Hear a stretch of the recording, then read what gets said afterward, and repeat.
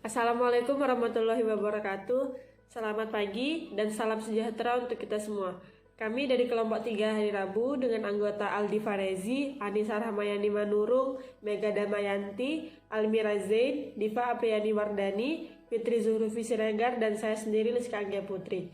Di sini kami akan membahas tentang judul praktikum pemisahan senyawa kimia ekstrak atau fraksi tumbuhan secara kromatografi kolom grafiti.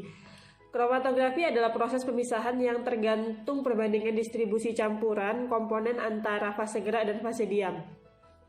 Fase diam dapat berupa pembentukan kolom di mana fase gerak dibiarkan untuk mengalir atau kromatografi kolom, atau berupa pembentukan lapis tipis di mana fase gerak naik berdasarkan kapilaritas atau kromatografi lapis tipis. Nah, pada kromatografi kolom grafiti menggunakan sistem elusi isokratik. Terima kasih. Saya Mega Damayanti, saya akan menjelaskan khasiat dari daun ketapang. Daun ketapang digunakan oleh masyarakat Asia untuk mengobati hepatitis dan dermatitis. Selain itu juga, ekstrak daun ketapang juga memiliki efek sebagai antiinflamasi, antioksidan, dan hepatoprotektor. Daun ketapang juga memiliki khasiat utama untuk anti kanker dan efeknya untuk pencegahan diabetes. Manfaat dari percobaan ini adalah diharapkan praktikan dapat mengisolasi, mengidentifikasi, dan melakukan pemisahan senyawa kimia tumbuhan secara kromatografi kolom grafiti, serta menginterpretasikan kromatogram yang dihasilkan oleh kromatografi kolom grafiti. Saya Aldi Farezi akan menjelaskan tentang prosedur pengemasan kolom menggunakan metode basah. Sebelum melakukan pengemasan kolom menggunakan metode basah, terlebih dahulu gelas wol atau kapas ini kita rendam dulu di dalam pelarut sampai tidak ada gelembung udara lagi, bebas gelembung udara. Nah, kemudian kita tempatkan di bagian bawah kolom.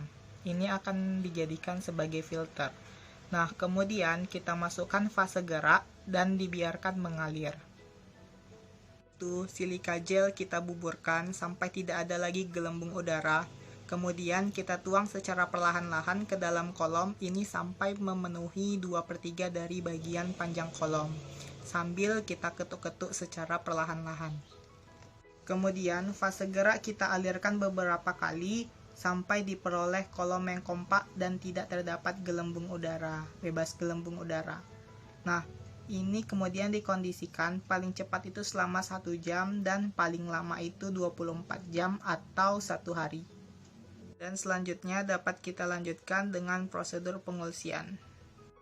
Assalamualaikum warahmatullahi wabarakatuh. Nama saya Fitri Zuhrufi Siregar. Saya akan menjelaskan prosedur pengelusian. Pertama-tama, tetap dijaga kolom jangan sampai kering.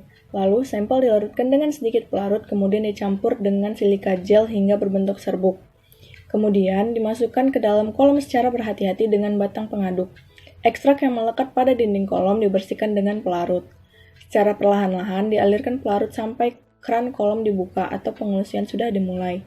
Hasil elusi masing-masing ditampung 5 atau 10 ml di dalam vial yang telah dinomori. Elusi dilakukan sampai semua pita-pita atau kromatogramnya telah habis.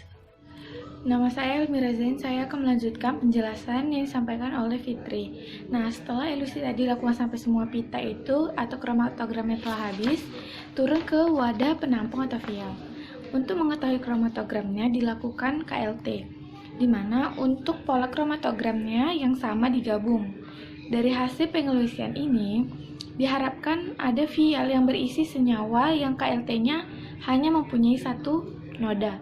Nah, bila ditemukan hanya 1 noda, maka direkristalisasi, dicui, dan diperoleh isolat. Diuji kromatogramnya dengan KLT 2 arah dan diperoleh isolat murni. Dihitung harga RF-nya. Nama saya Anissa Rahmayani Manurung. Saya akan menjelaskan prosedur analisis menggunakan kromatografi lapis tipis. Jadi, hasil elusi menggunakan kromatografi kolom gravitasi yang telah dilakukan sebelumnya dianalisis atau diidentifikasi menggunakan kromatografi lapis tipis.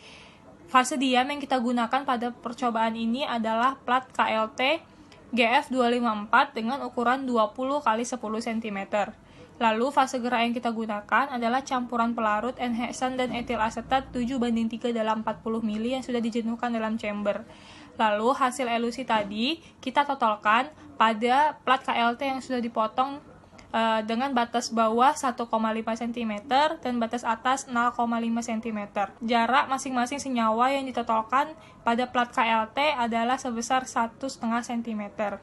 Setelah semua selesai ditotolkan, plat KLT kita masukkan ke dalam chamber yang sudah berisi fase gerak, lalu kita diamkan.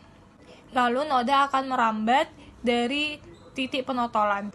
Setelah fase gerak telah mencapai batas atas, plat KLT kita keluarkan dari dalam chamber, lalu kita keringkan. Saya Diva Aprenti Wardani akan melanjutkan penjelasan dari Anissa Manurung. Plat KLT yang kita gunakan berukuran 10 x 20 cm akan kita semprotkan dengan perampak bercak noda, yang mana pada praktikum kali ini kita menggunakan Lieberman Bouchard. Penyemprotan dilakukan sampai semua plat KLT tersebut tersemprot merata.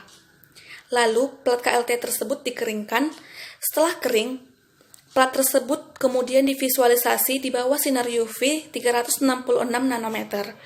Kemudian, kita amati noda dan dihitung nilai RF-nya. Baiklah, sekian video review penjelasan tentang pemisahan senyawa kimia ekstrak etanol dari daun ketapang secara kromatografi kolom grafiti. Apabila ada kesalahan dari kami mohon maaf. Terima kasih. Wassalamualaikum warahmatullahi wabarakatuh.